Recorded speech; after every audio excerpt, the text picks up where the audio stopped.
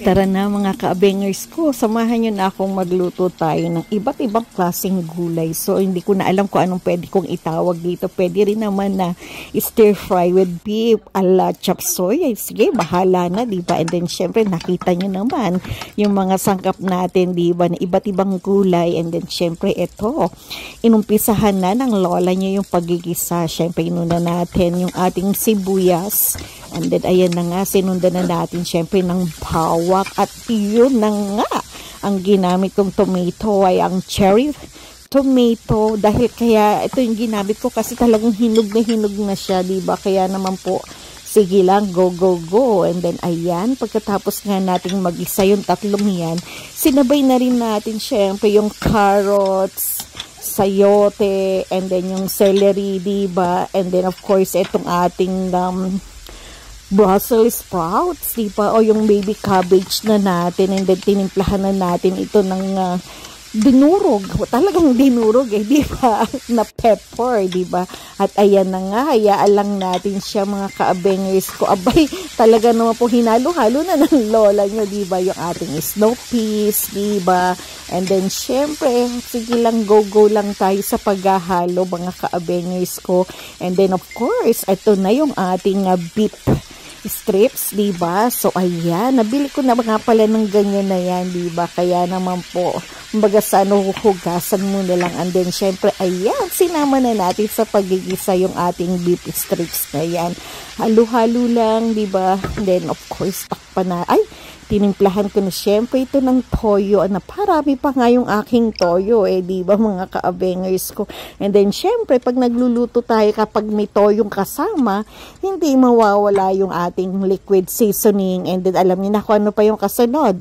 O tama ka, ayan na nga. Yung ating oyster sauce naman, diba? Halo-halo lang tayo dyan mga ka-abengers ko, diba?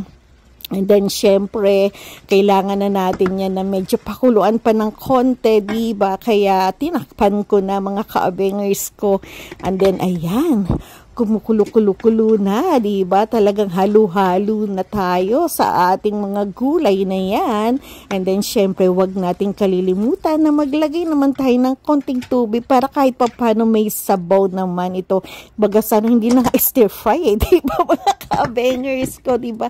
At ayan, pakuluan na natin. And then, syempre, pagkakulungan yan, diba? Siguradong ano na to, okay na yung mga gulay natin. Then, lagyan na natin syempre ng slurry. So, yung 2 tablespoon ng cornstarch na tinunaw natin sa malamig na tubig, diba? Para kahit papano lumapot naman yung ating sabaw, mga ka-abengers ko. And then, halo. And then, syempre, hayaan lang natin itong kumulo at lumapot ito, diba, mga ka-abengers? At ayan, kumukulo-kulo na po. And then, napakalapot na nung ating sabaw, diba, mga ka-abengers ko. And then, syempre, nilagay na natin yung ating bell pepper and then yung ating cabbage, diba? Abay, napakayaman natin sa cabbage. Imagine, meron tayong Brussels sprouts and then meron pa cabbage. Wow, baby and adult, diba? Na cabbage. And then, syempre, ayan, haluin lang nating mabuti. Ito ay luto na, kung tutusin. Kaya, pinatay ko na rin yung kalan natin dyan, mga ka-abengers ko.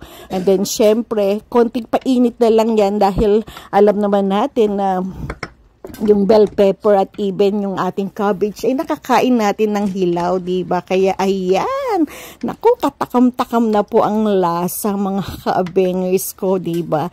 At ayan, titikman ng lola nyo, sige nga, tingnan ko. Wow, approve na talaga naman pong swak na swak sa lasa, diba? So kahit ito lang, wala nang kanin, sapat na, diba mga ka-abengers ko?